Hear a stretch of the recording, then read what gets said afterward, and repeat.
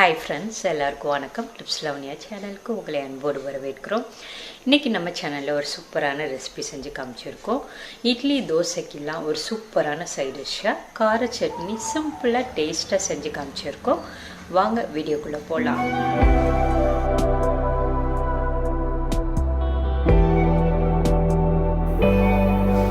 கார சட்னி பண்ணுறதுக்காக அடுப்பில் ஒரு கடாயை வச்சுட்டு இதில் 3 ஸ்பூன் எண்ணெய் ஊற்றிக்கோங்க. எண்ணெய் நல்லா காஞ்சதுக்கு அப்புறமா 2 பெரிய வெங்காயத்தை நீளமாக கட் பண்ணி வச்சுருக்கிறேன், அதை போட்டுக்கோங்க. இது கூட ஒரு 6 பல் பூண்டு போட்டுட்டு 3 வரமிளகா போட்டுக்கோங்க. எங்கள் மிளகா ரொம்ப காரமாக இருக்குன்றதுனால நான் 3 மிளகா போடுறேன். உங்கள் மிளகா காரம் கொஞ்சம் கம்மியாக இருந்துச்சுன்னா நீங்கள் ஒரு 5 மிளகா போட்டுக்கோங்க. போட்டுட்டு எல்லாத்தையும் நல்லா வதக்கி விட்டுக்கோங்க. வெங்காயம் வதங்கினதுக்கு அப்புறமா இதில் 3 தக்காளியாக நீளமாக கட் பண்ணி வச்சுருக்கிறேன், இதை போட்டுட்டு இதவே உப்பு போட்டுக்கோங்க. உப்பு போட்டுட்டு நல்லா வதக்கி விட்டுக்கோங்க. சட்னிக்கு தேவையான அளவு உப்பு போட்டு நல்லா வதக்கி விட்டுருங்க.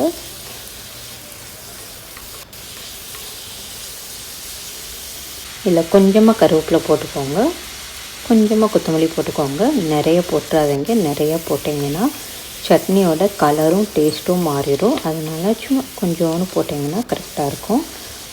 இதை நல்லா வதக்கி விட்டுட்டு ஒரு மூடியை போட்டு மூடி ஒரு 5 நிமிஷம் மட்டும் நல்லா வேக விட்டுறலாம். தக்காளி நல்லா வேகட்டும். தக்காளி நல்லா வெந்துருச்சு. நல்லா வதக்கி விட்டுக்கோங்க. இந்த மாதிரி மசிச்சு பார்த்தீங்கன்னா உங்களுக்கு தக்காளி நல்லா வெந்திருக்கும்.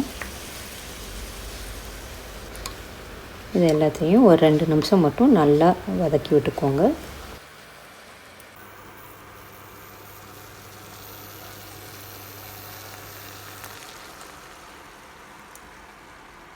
நம்ம வதக்கின வெங்காயம் தக்காளியெல்லாம் ஒரு பிளேட்டில் கொட்டி ஆற வச்சிடலாம். பிளேட்டில் கொட்டிக்கிட்டு ஒரு கரண்டியை வச்சு எல்லா பக்கமும் நல்லா பரப்பி விடுங்க. அப்போ தான் சீக்கிரமாக ஆறும்.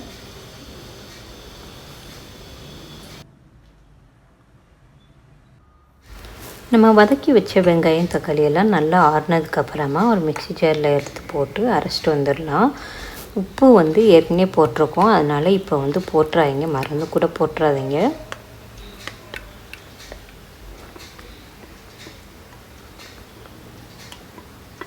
இதை நல்லா அரைச்சிட்டு வந்துடலாம்.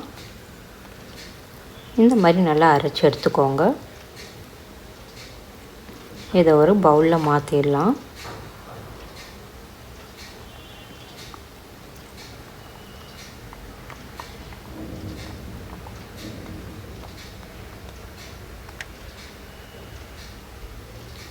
சட்னிக்கு நம்ம தாளிச்சிடலாம். நம்ம வதக்கின சட்டியிலே தாளிக்க போகிறோம். 2 ஸ்பூன் எண்ணெய் ஊற்றிக்கோங்க. எண்ணெய் ஊற்றிட்டு 1/2 ஸ்பூன் கடுகு, ஒரு வரமிளகாயை பிச்சு போட்டுக்கோங்க. கொஞ்சோண்டு கருவேப்பிலையை போட்டு நல்லா தாளிச்சிக்கோங்க.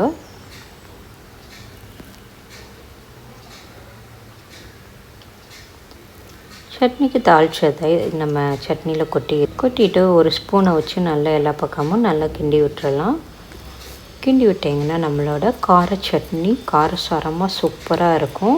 இதை இட்லி தோசை எல்லாத்துக்கும் வச்சு சாப்பிட்றப்ப ரொம்ப நல்லாயிருக்கும்.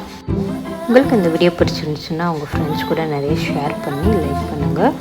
நம்ம சேனலை சப்ஸ்கிரைப் பண்ணாமல் பார்த்துட்டு இருந்தீங்கன்னா சப்ஸ்கிரைப் பண்ணி கூட பெல் ஐக்கனை கிளிக் பண்ணிக்கோங்க. நன்றி, வணக்கம்.